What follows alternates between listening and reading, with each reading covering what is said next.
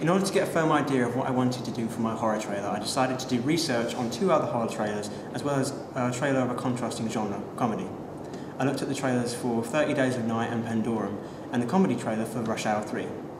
They both showed completely different conventions, horror trailers showing conventions such as dark atmosphere, a dark colour palette, violence and blood, and comedy trailers showing such things as vibrant colours, very high lighting, and use of jokes from the film.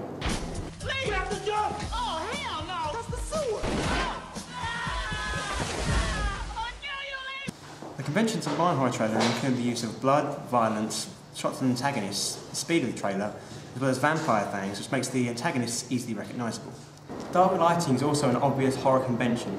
However, it was hard to convey this in my film, as the set I was shooting at shut past 4, and making it hard for us to shoot at night.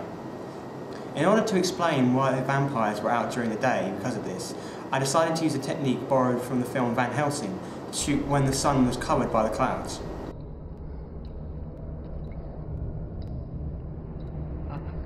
Van Helsing?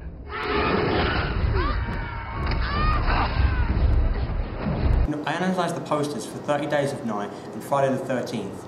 My analysis showed posters used dark colour palettes, pictures of main characters or antagonists, a tagline to attract the audience's attention, as well as a title at the bottom of the page.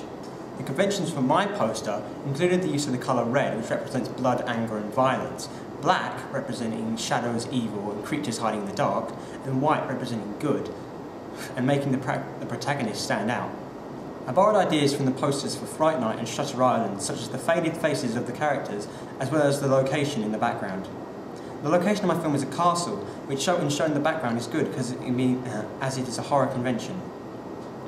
I challenged conventions of the poster by showing the poster's credits around the side rather than underneath the title, as I thought this would make them easier to read.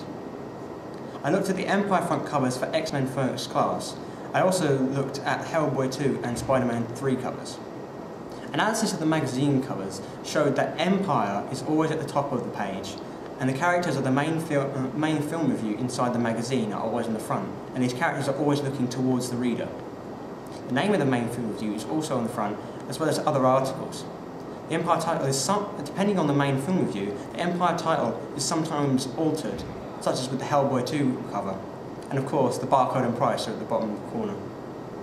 For my magazine cover, I took the title Empire and placed the letters VA over the E in order to make the word vampire.